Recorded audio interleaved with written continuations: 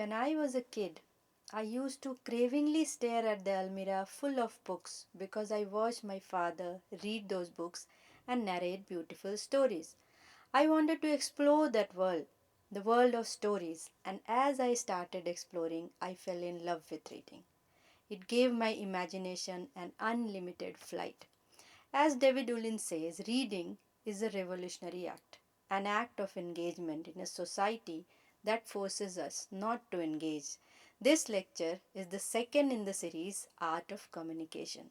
In this lecture, I'll share some of the skills and strategies for reading, and at the end of the session, you will be able to have a range of skills for effective reading and explore strategies for improving it. We will learn about reading as an art, importance of reading, reading skills, and reading strategies. Now, what is reading? If we look at the definition of reading, it's an art that negotiates the meaning between the writing and the reader. What is negotiating the meaning? Negotiating the meaning is an act that requires seriousness and depth. Just flipping through the books or shuffling on the screen won't suffice. We also have to reflect and pause while reading. Why should we read? We read to be free, but we must ask what reading offers us, especially now when we have become so advanced. Reading expands our minds and helps us think creatively. It improves our focus, which is the key to success. It enriches our vocabulary. It provides us with different perspectives. It can also give us a sense of belonging and de stresses us. In a nutshell, reading makes us more aware of ourselves and our surroundings and helps us lead a holistic life. Francis Bacon had once said, some books are to be tasted, others to be swallowed, and some few to be chewed and digested. It brings us to the objectives of reading.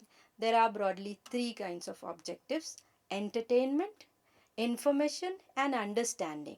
So, when reading for entertainment, you need to just relax and immerse yourself in the text. When you are reading for information, then you need to be attentive and focus so you can extract the exact information you want. Reading for understanding requires the greatest cognitive effort. What reading styles you should adopt based on your objectives? Mortimer Adler, a well known education theorist, has given four levels that help us actually select the reading style. The four levels are elementary, inspectional, intensive, and synoptic. Now, what are these levels? Level 1 is elementary reading. It's also called extensive reading. It occurs naturally to a reader. So, when you are reading a story, you want to enjoy it. You can understand words in their context and never try to break the reading rhythm. Level 2 is inspectional reading. It requires more effort than the elementary reading. Two methods you can employ here. One is scanning and the second one is skimming. Scanning means you quickly go through the text to find your desired information. Skimming, on the other hand, involves understanding the information. For example, if you have to judge whether the information you are collecting is helpful to you or not, you will use skimming rather than scanning. Level 3 is reading for understanding or intensive reading. You are required to read carefully to understand every word of the text. Now, when you are doing it, you need to break the rhythm as and when you encounter unfamiliar words, expressions, or ideas. The last and the fourth level is synoptical reading. It's an extension of intensive reading. It's analytical as well as critical, and you must apply analytical skills to assess the information for its accuracy. Reading news, research papers, and critical essays require this kind of reading. As synoptical reading involves critical analysis, the end product is an intelligent opinion about information collected and analyzed.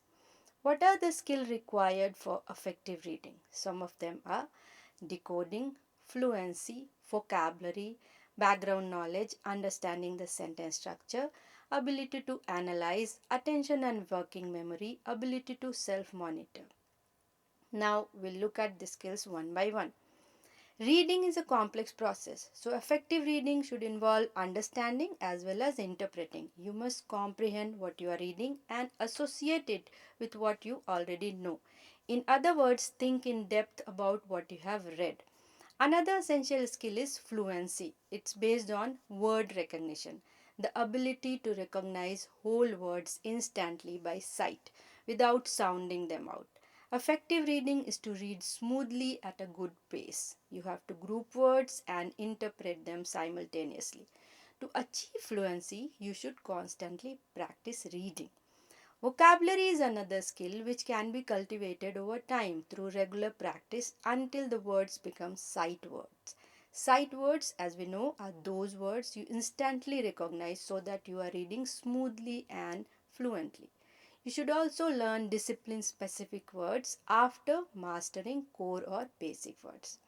Next skill is to understand the sentence structure, how sentences are built and how ideas are associated within and between sentences, that is cohesion. When you are aware of these associations, you can extract the text's exact meaning. While reading something, we all consciously or unconsciously relate it to what we already know. Hence, background knowledge is a must to read between the lines, or we can say implicit meanings hidden in the text. You should also be able to analyze the new knowledge alongside background knowledge. So, to become a fluent and effective reader, you need to expose yourself as much as possible to information and utilize what you have learned from real life experiences. This will also help you build connections between new and existing knowledge. Even if you have become fluent in reading, what matters the most is attention and working memory. Your attention aids you in absorbing the information, and your working memory enables you to retain it so that you can apply it whenever required. Self monitoring while reading is also associated closely with attention and working memory. So, to acquire this skill, you need to recognize when you don't understand something, whether it's a whole passage or some word. If this happens, you should stop, go back, reread the text to clear up any confusion you may have. Coming to some of the essential strategies for effective reading, you must associate background knowledge, ask questions, make inferences, summarize, and visualize whatever. The strategy to critically read is challenging and essential for effective reading. You can use the SQ4R method for the same. The first is S, surveying or scanning the stuff you need to read. If it's a book, read the table of contents and the introduction or preface to get a sense of author's perspective and writing style. You can also rapidly scan the pages to understand the overall subject. Look at the headlines, read the introduction and conclusion if it's an article. If there are any, scan the headings, subheadings, and graphics also. Next most important strategy is question. Formulate questions wherever possible: who, when, where, why, what, how, and write down your questions wherever required. The first R is read. Read as you look for solutions to your questions. While reading, jot down your responses and mentally note the significant points. You can also mark up the text with annotations, writing your queries in the margins, highlighting or underlining the answers, and other ideas are all useful ways to annotate.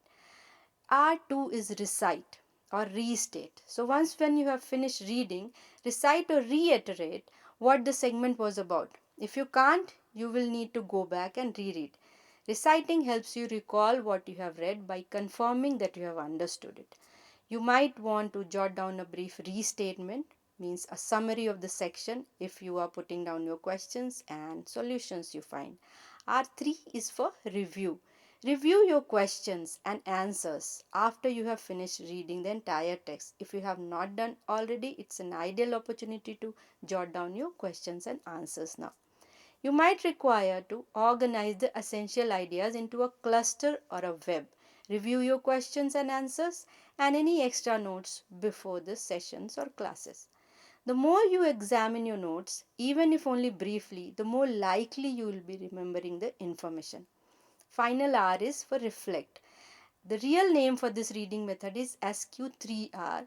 The fourth R, reflection, is an addition. Focus on what you read. Focus on evaluating each and every aspect. Practicing these strategies will not only help you read better, but also write better.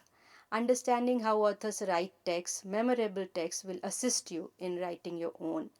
It may seem counterintuitive, but improving your reading is one of the most effective methods to enhance your writing.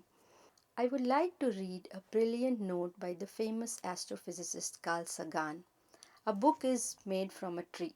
It's an assemblage of flat, flexible parts, still called leaves, imprinted with dark, pigmented squiggles. One glance at it, and you hear the voice of another person, perhaps someone dead for thousands of years. Across the millennia, the author is speaking clearly and silently inside your head, directly to you.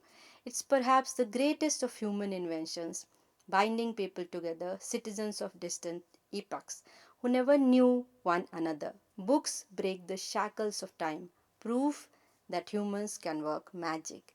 In other words, reading gives us wings to fly. Where to? It depends on us.